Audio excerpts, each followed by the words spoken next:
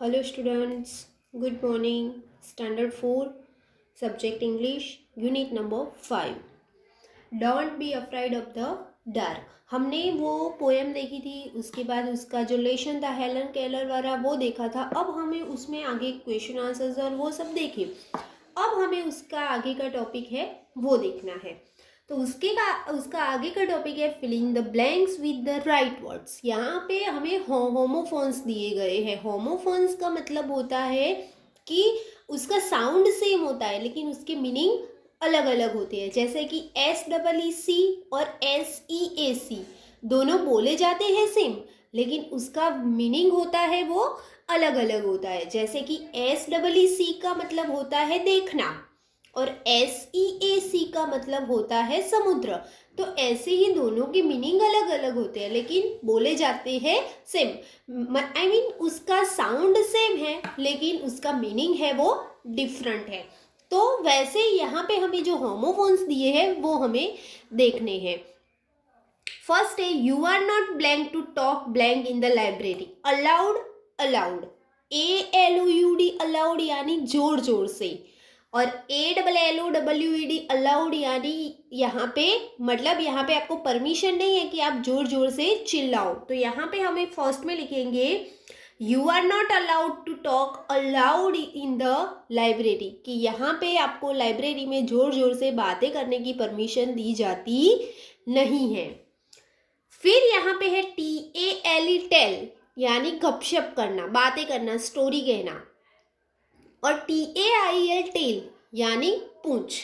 This is a tail of monkey with a short tail. ये tail यानी कि ये एक मंकी की स्टोरी है और वो मंकी कैसा है, शॉर्ट टेल वाला. Grandfather was feeling very weak last week, यानी कि वीक WEAK वीक यानी कुछ अच्छा नहीं लगना, अनस्ट्रांग होना, और वीक WEEK वीक यानी हमारा जो वीक पूरा वीक होता है जैसे संडे से मंडे तक का वो. तो यहाँ पे ग्रैंडफादर की फीलिंग कैसी है, वीक, यानी कि उनको अच्छा नहीं लगता है, वो स्ट्रांग नहीं है, वो बीमार हुए हैं ऐसा. और last WEEK week. Blank children can not solve this blank. Some, SOME some यानी कुछ, और SUM सम यानी हमारे जो सम होते हैं, मतलब जो मैथ्स में दाखला आते हैं वो. तो सम, SOME सम यानी कुछ चिल्ड्रन है वो मैथ्स में जो सम आते हैं वो सॉल्व कर पाते नहीं है. यहाँ पे है WRITE राइट और RIGHT राइट. WRITE राइट का मतलब होता है लिखना, WRIT का मतलब होता है बच्चों लिखना, और RIGHT राइट का मतलब होता है सही होना. तो यहाँ पे है will you blank the blank answer for me. क्या आप राइट यानी कि क्या आप ये सम मतलब क्या आप इसका आंसर सही लिख सकते हैं. तो यहाँ पे क्या आएगा, फर्स्ट में will you right the right answer for me, क्या आप मेरे लिए सही आंसर लिख सकते हैं. HEARD हर्ड, हर्ड यानी सुनना, HERD हर्ड यानी गाय का टोला. तो the vice old man heard the sound of a herd of cows, यानी कि एक ओल्ड मैन ने गाय का जो गाय का धन होता है उसका साउंड सुना. I blank the story of a girl with blank hair. Read, read, READ read. क्या मैंने वो क्या बोलता है, मैंने एक लड़की की स्टोरी पढ़ी और वो गर्ल कैसी थी, उसके हेयर कैसे थे, रेड कलर के. ATEAT यानी 8 मतलब खाना और एक 8 का नंबर, एक 8 मतलब numbers. The little boy eight many sweets. एक छोटे लड़के ने बहुत सारे स्वीट्स खाए. And put 8 sweets his pocket, और उसने 8 मतलब 8 स्वीट्स के जो पीसेस थे वो अपने पॉकेट में रख लिए. Only blank boy blank the gold medal. 1 ONE 1 यानी एक, और WONE 1 यानी जीतना. तो एक लड़के ने ही जीता।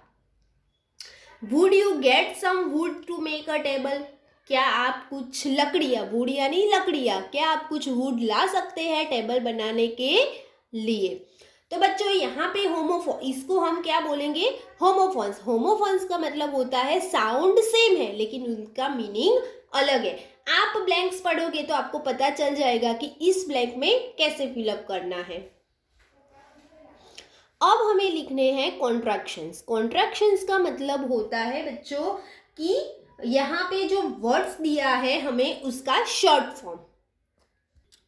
यहाँ पे हमें लिखने हैं कॉन्ट्रैक्शंस। यहाँ पे हमें दिया है ही इज, तो इसका हमें शॉर्ट फॉर्म लिखना है। तो ही इज का शॉर्ट फॉर्म हमें कैसे लिखना है, तो ऐसे हीज।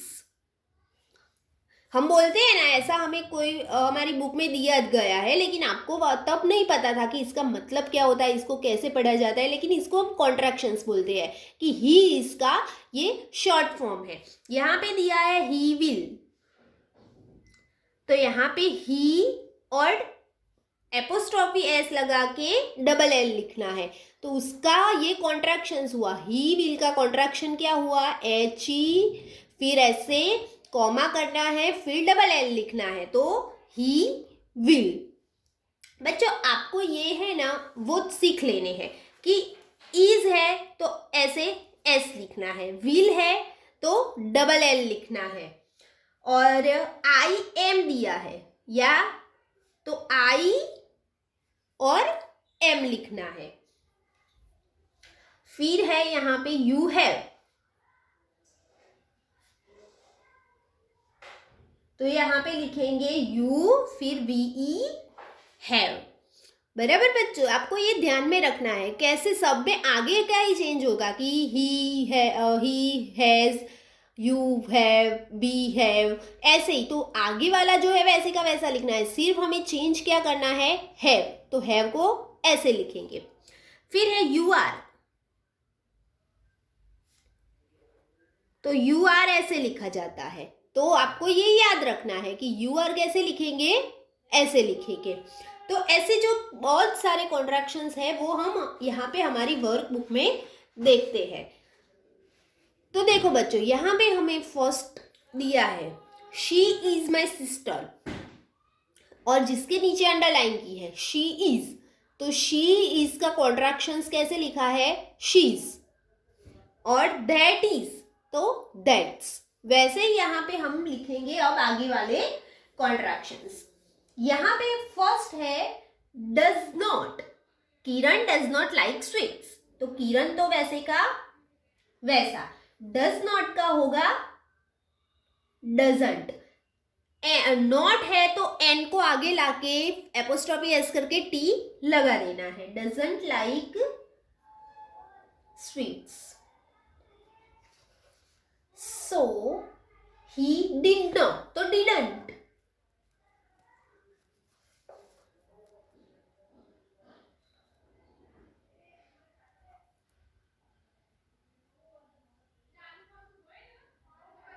यानी यस्टरडे। फिर है लेट अस प्ले बास्केटबॉल, तो लेट्स इसका शॉर्ट फॉर्म क्या होगा, contractions, let's, let's play basketball. अब यहाँ पे वी हैव है, वी हैव नॉट, तो हैव को कैसे लिखेंगे, haven't played it for a long time। तो ऐसे ही हमें शॉर्ट फॉर्म लिख के जिसके नीचे हमें अंडरलाइन दी है उसका हमें शॉर्ट फॉर्म लिखना है, और फिर वो पूरा जो सेंटेंस है वैसे का वैसा लिख देना है। बच्चों जो ये है शॉर्ट फॉर्म, मैं आपको एक पेज में आपको भेज दूंगी, वो आपको तैयार करने हैं और फिर आपको खुद से ये वाला लिख लेना है। तो देखो बच्चों, यहाँ पे आगे के जो कॉन्ट्रैक्शंस है वो मैंने लिखे हैं। वेयर इज तो वेयर्स, आई कैन नॉट तो कांट, क्या बोलेंगे, कांट। फिर है यहाँ पे आई एम, तो यहाँ पे मैंने लिखा आई एम, तो ऐसे लिखते हैं। यू आर है तो ऐसे। तो बच्चों यहाँ पे मैंने कॉन्ट्रैक्शंस लिखे हैं, ये कॉन्ट्रैक्शंस आपको मैं भेजूंगी तो आपको वो तैयार करके अच्छे से लर्न कर लेने हैं। आगे के टॉपिक हम आगे के वीडियो में देखेंगे। Thank you.